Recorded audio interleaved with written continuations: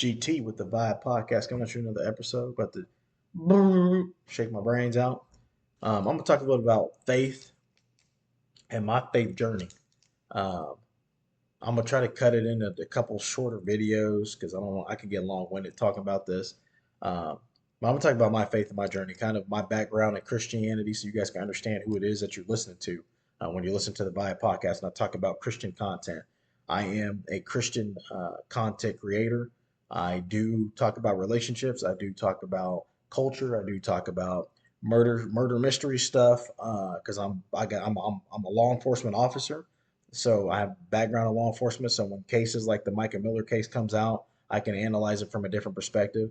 I have at times spoken about officer involved shootings and some technical things that could be done differently based on my experience. I've kind of talked about all that. But most of my stuff is going to be based in Christianity because that's who I am as a person. Um, I will tell you that uh, I grew up inside of a church building. Originally, when I was younger, 5, 6, 7 years old, my mom and dad took us to church. Things kind of changed a little bit after dad left. Mom started to go to home meetings, which dad introduced us to the person that kind of ran the home meetings, because you obviously, organized worship in the religious realm is important. So I understand that. Now, another piece that people don't really know about me, I so we as we transitioned from a church building, we started meeting at homes, and so we're meeting at homes, we're having conversations at homes, and we're able to, and it was pushed upon me, like I had to learn about Jesus because mom put the book in front of us and we had to share something on Saturdays. So we went to church on Saturday nights. Uh, the best place for a teenager to be in that time frame, that day and age, was at church on a Saturday night. But we go to church on Saturday nights. But I would always bring something to the table. My brother would always bring something to the table. My little brother would always bring something to the table. Typically, we sing some hymns from a hymnal, um, and then we go right into it, pray, and everybody brought a portion to the table. You didn't come to the table empty-handed. Um, Now, I learned a lot doing that because at the end of the day, what I learned is that you have to be entrenched.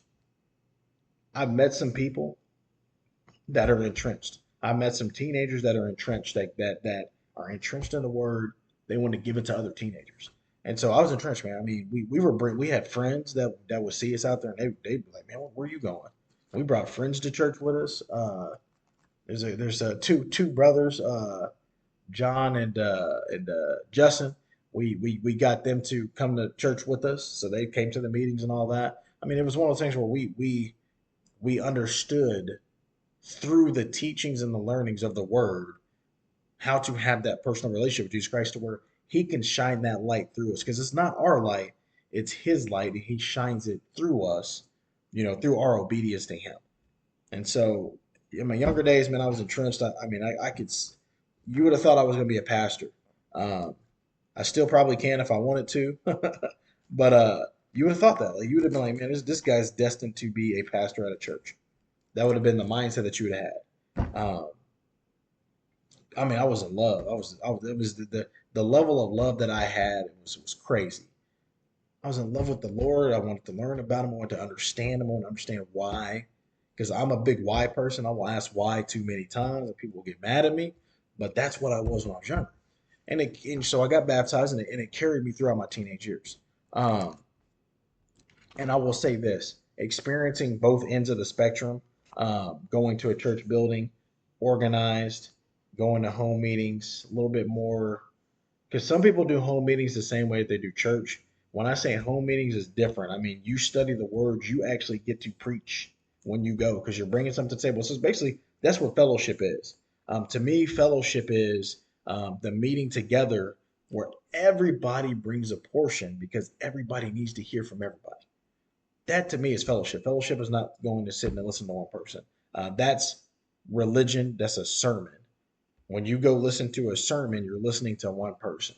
That is not the same thing as fellowship. Now, Bible study, when you go to Bible study at a church, that will be considered fellowship. That's a time of fellowship.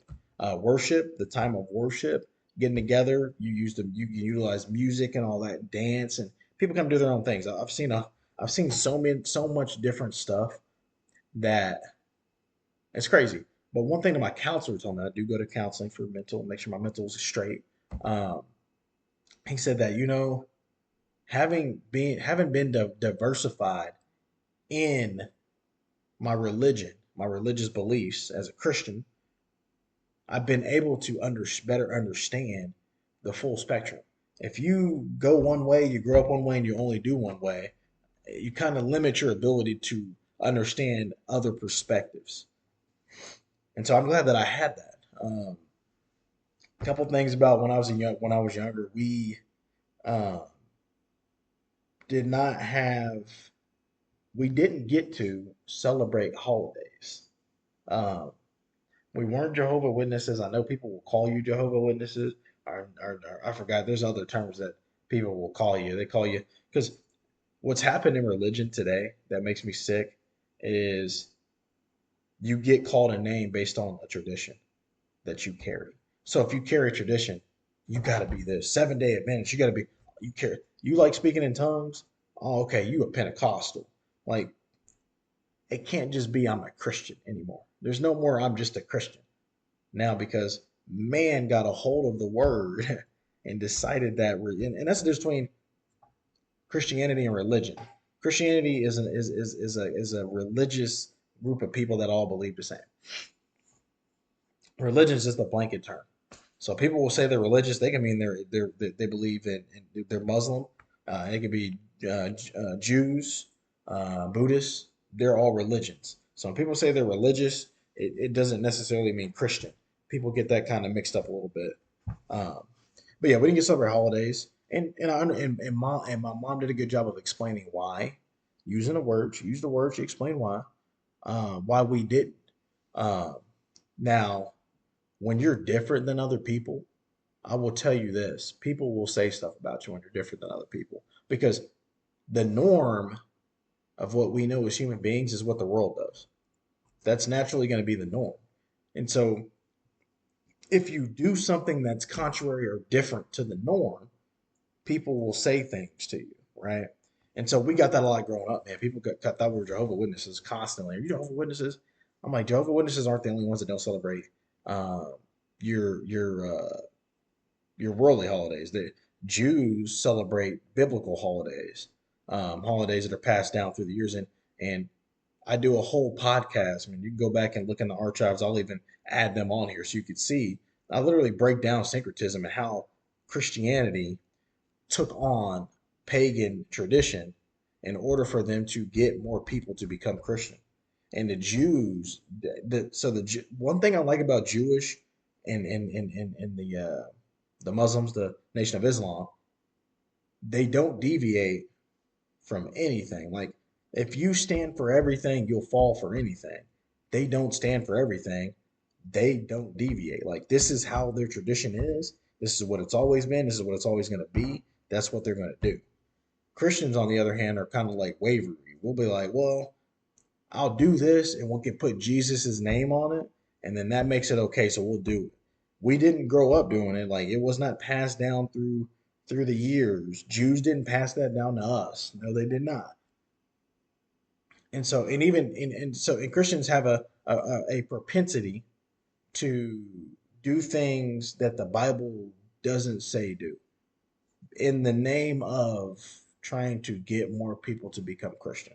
So we've been, and we're, and the crazy thing about this whole thing is that Christianity is the number one religion, the biggest one, still trying today to do what we were doing back in Roman days. And if you're doing what we were doing back in the Roman days, in ancient Roman Empire, Constantine and those guys, when the Christians were really trying to revolutionize what Christianity is to get more people to become Christians, if we're still doing that, then we're going to still be compromising today because they were compromising then. That's what syncretism is. That's where syncretism comes in. They were compromising, right? Trying to conform paganism into Christianity.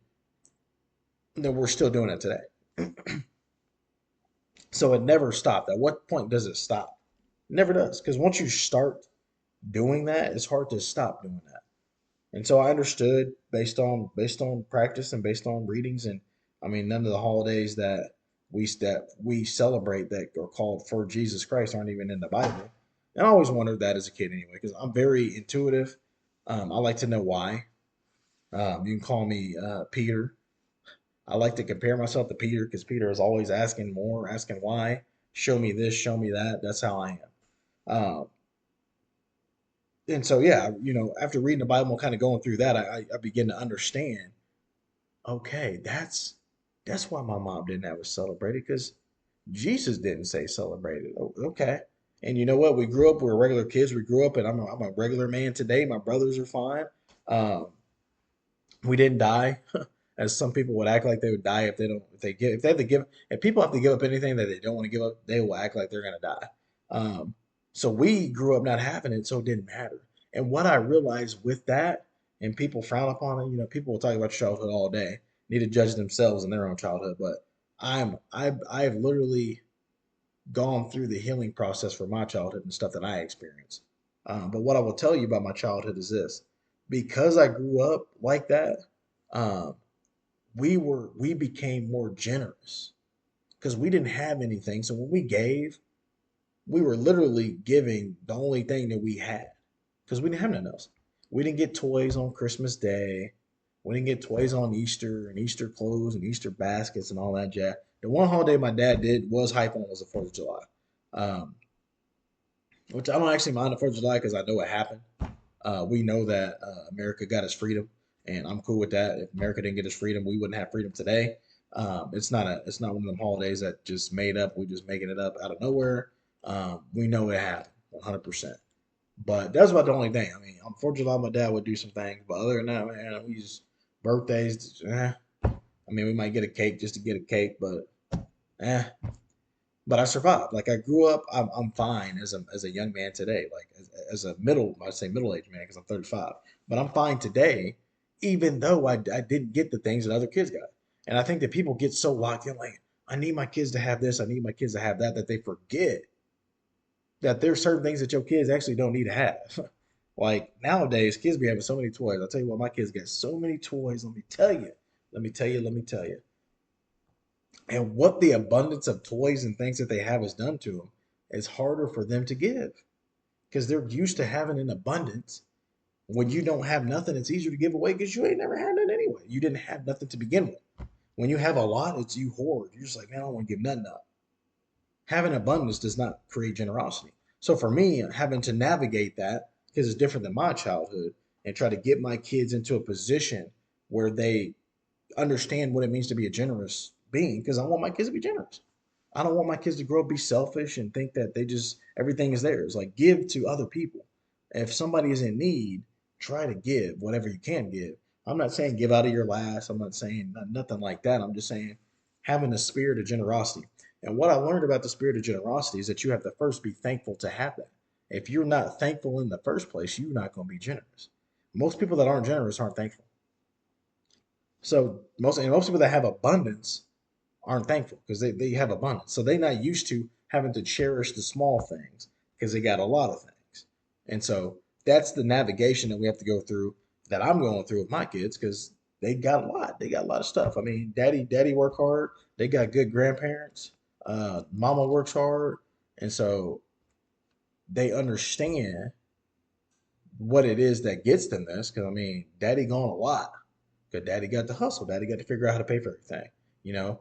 And so it's good that they have grandparents that, cause even my mom get them more stuff than she got us. So I'm gonna be real with that. My mom get them more, man. They would just, well, let me tell you, your parents will treat their grandbabies better than they treated you. I'm just put it to you like, I'm gonna be the same. I'm gonna be the same.